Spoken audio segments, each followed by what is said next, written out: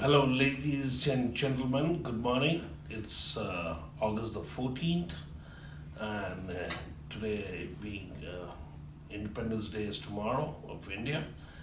And in Los Angeles, next to the airport at the Hilton, we have a very important person to talk to who is and was the driving force of the Indo American community. He has been the first mayor of an important city, El Centro, in way back in the 90s. His name is David Dillon. He's the third generation Indo American, and we would like to talk about him, his family, and his brother is in the White House as the DEA chief, Uttam Dillon. And I would welcome David Dillon to talk about American politics and where the Indo American community can go from here. David, nice to see you. It's a pleasure to have you in Los Angeles after a very long time.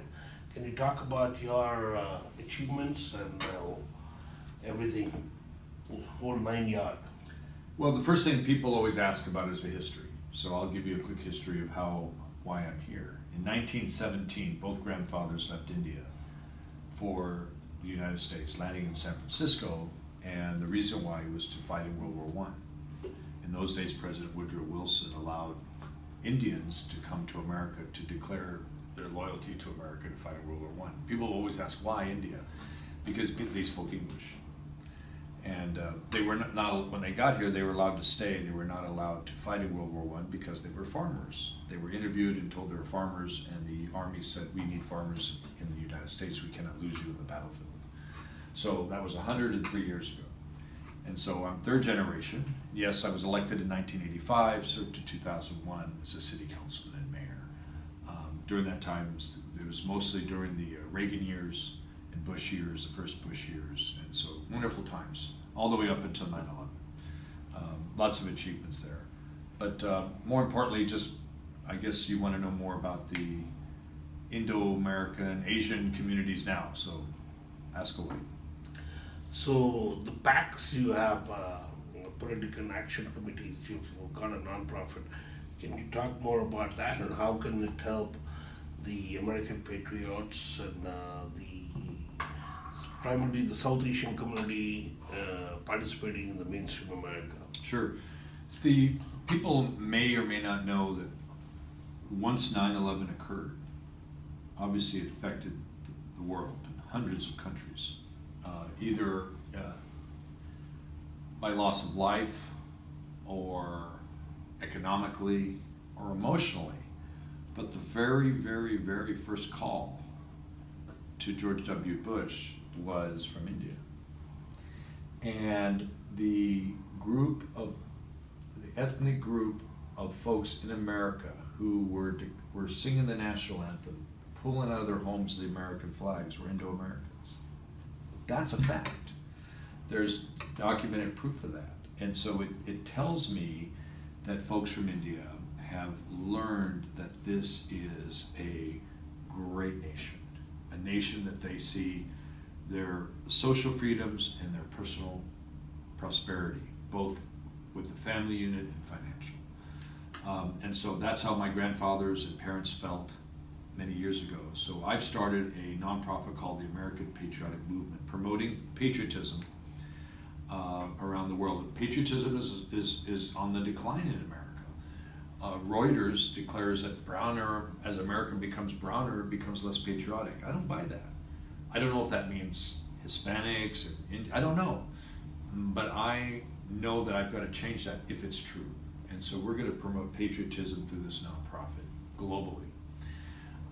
There's a political action committee called the American Patriotic Coalition, which will support initiatives, propositions, and candidates who are all about America's economy and freedoms and those kinds of things.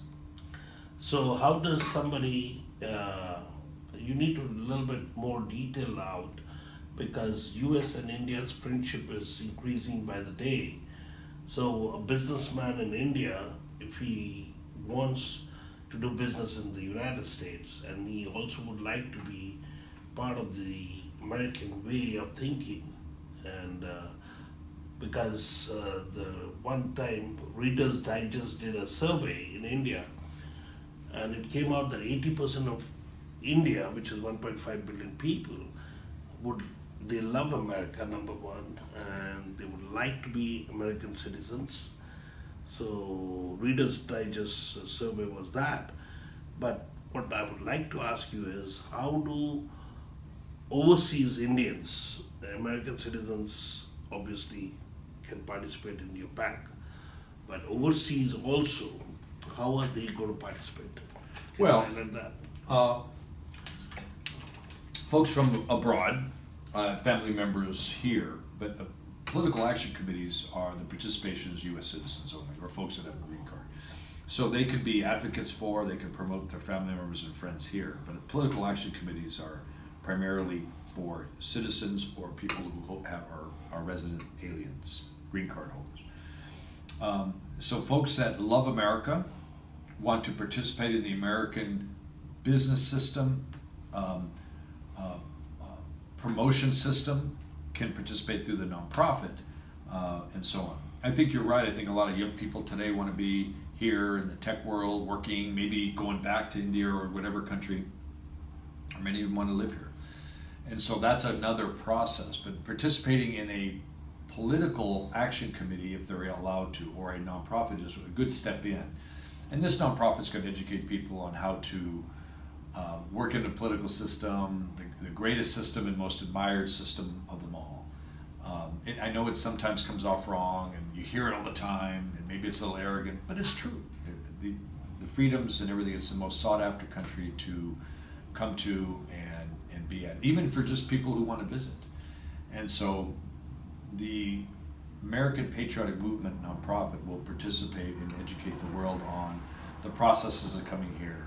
How do, when people, if you promote tourism and people come to America and spend money, that's a form of patriotism because you're supporting an economy that we believe that most people want to. So in India's high support for America, and you say the polling was in the 80s, 80%, that's very, very, very good, and doesn't surprise me.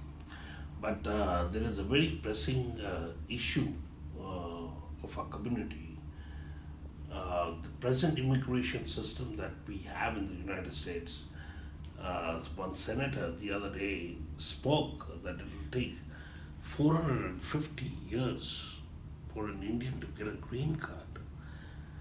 How will your PAC or your non-profit help the new immigrants that come into this country get educated here and they can have a family like we all became citizens of this country? But like me, it took me 19 years to be a citizen. Okay, the future generations, if it's going to take so much of time because of the immigration system that is adopted here, and that's why my President Trump keeps talking about point system. Immigration should be based on the point system, education system.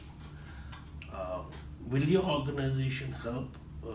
Can help in these policy decisions of an educated community that comes to the United States, gives back, and families can become citizens in a process of 10 years, 15 years, Well, not 450 years. In an advocacy role, sure, but I don't know if the senator was talking 450 years. I've never heard that. I don't know if they're joking or whatever they're saying. It's real. Well, These it's days, obviously not real. 450 no, years is not a no, way no. for He you. said in next 10 years, the quota system for the Chinese people and the Indian people, because of that, the Indian community will not get a green card for so many years. So this is something, can your advocacy group help? Sure. I mean, if we want to, Yes. we can advocate for these kinds of things. But I think you already answered your question that you support, and I think most people support immigration as based on merit and points. Just because an Indian wants to immigrate here in America doesn't mean he has a right to immigrate here. So it's not well, boy, I want to come to America and make sure it's less than 400 years or less than 19 years. It's not the world's right to come here. There has to be some sort of a process. For the most part, the process is good. For the most part, even though it's a long amount of years, it's a system that probably can use some cleaning up. But the planet Earth doesn't have the ability or the right to say, well, I just want to go there and make it quicker. That's just not going to happen. But at the same time, there are investment opportunities for people to come here. There are folks based on their skill set. In the pharmaceutical industry, India's pharmaceutical industry is going to be working a lot closer with the American pharmaceutical industry over the next 1 to several years, and obviously in the tech industry. So there's going to have to be a kind of a caliber of folks. I think, I'm not sure, but I believe that the majority of the Americans are a little bit tired of the illegal entry from all over the world, not just India, and all of a sudden thinking that they're going to be granted all the rights and so on. Maybe the American population is tolerable of that. My guess is that it's a little weird thin on the ability to just come in here illegally and be able to live here your entire life. So the American Patriotic Movement will explore that and see how we can be the most advocates. But the American Patriotic Movement is not going to advocate for India, China, Mexico. It's going to advocate for America. And you're an American, and I'm an American, and that's what we will be advocating for, no matter where our backgrounds came from or whatever, supporting this great nation that supports the world. Let's detour on the discussion. Can you talk about your political last 30 years? You've served almost all the presidents of the United States, most of the governors of California. Let's talk about that and what is in future with the present administration and about the November 2020 elections. So let's. Well, I've been serving the presidents. I've been supportive of them.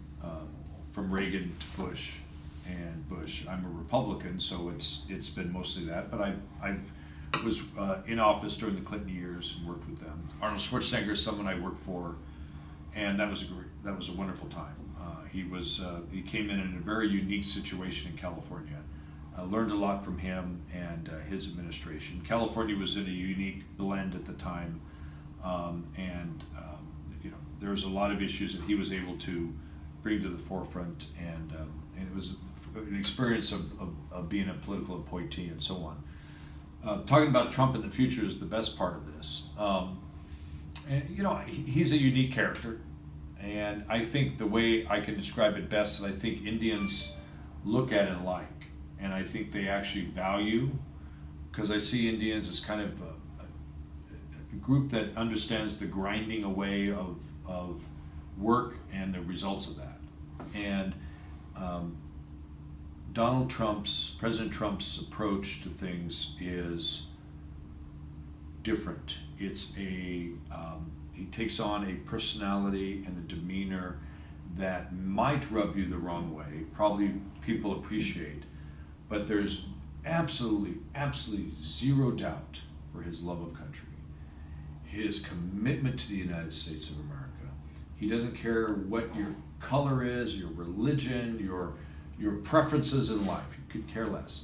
If you love the red, white, and blue, and you are a hardworking, achieving citizen who loves your family, and so on, this man's got your back.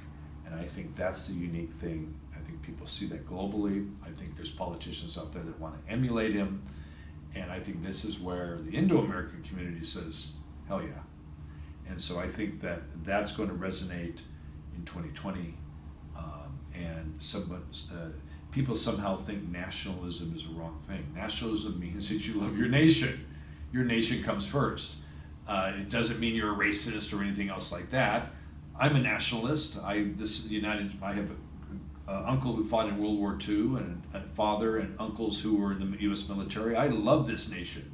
So I don't think there's anything wrong with that term. Somehow it's been phrased that Donald Trump is the ultimate nationalist, and he says America first. And I think Indian Americans, Bangladeshi Americans, Nepalese Americans, Chinese Americans, Japanese Americans say, yeah,